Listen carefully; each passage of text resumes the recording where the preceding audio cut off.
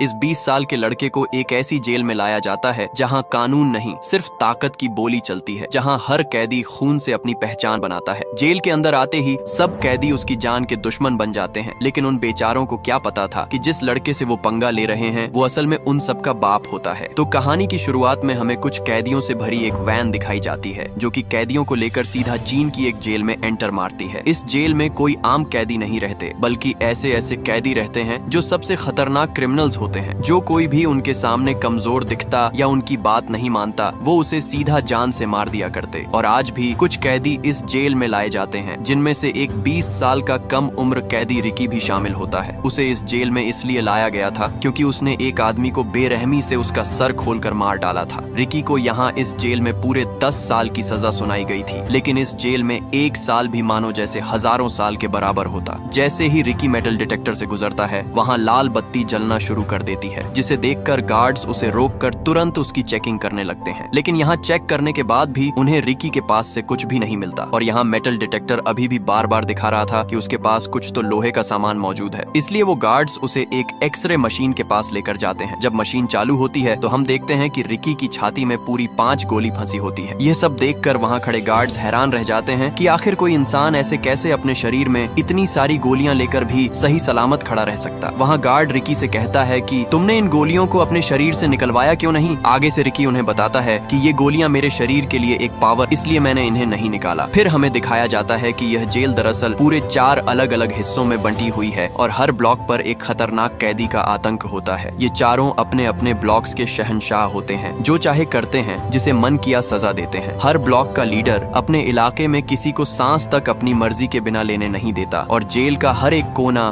खून, डर और जुल्म से भरा हुआ है। सुबह होते ही सभी लोग अपने कामों में लगे हुए थे, तभी वहाँ एक कैदी आता है जिसका नाम माइकल था, जो कि साउथ ब्लॉक का लीडर था। वह आते ही वहाँ एक कमजोर कैदी ओइंग को पीटने लगता है, क्योंकि कल उसने उसका कुछ कहना नहीं माना था, इसीलिए वह उसे वहाँ कुत्ते की तरह पीट डालता है। असल में ये आदमी अपनी आधी से ज्यादा जिंदगी इस जेल में बिता चुका था और उसे इस जेल से बाहर जाने की कोई भी उम्मीद नहीं नजर आ रही होती है, क्योंकि उसे पता था कि वो इन जालिम और बेरहम कैदियों के बीच ज्यादा देर तक जिंदा नहीं बच पाएगा। इसलिए उसने जेल में ही एक छोटा सा खिलौना अपने बेटे के लिए बनाया ताकि वो अपने बेटे को एक आखिरी तोहफा दे पाए। लेकिन इसी दौरान वो खिलौना माइकल उठा लेता है। वो कमजोर कैदी अपना खिलौना उससे वापस मांगता है, क्योंकि यह खिलौना ओइंग ने अपने बेटे के लिए बहुत मेहनत से बनाया था। लेकिन तभी माइकल वो खिलौना उसके सर पर दे मारता है, जिससे वो नीचे जा गिरता है और यहाँ उसके खिलौने के टुकड़े टुकड़े हो जाते हैं। माइकल उसे धमकी देता है कि अगर तूने आज के बाद मुझसे पंगा लिया तो तुझे जान से मार डालूंगा। यहाँ वो बूढ़ा ओइंग उसके ताने सुन सुनकर पूरी तरह तंग आ चुका था और यहाँ अब उसके अंदर माइकल से बदला लेने की आग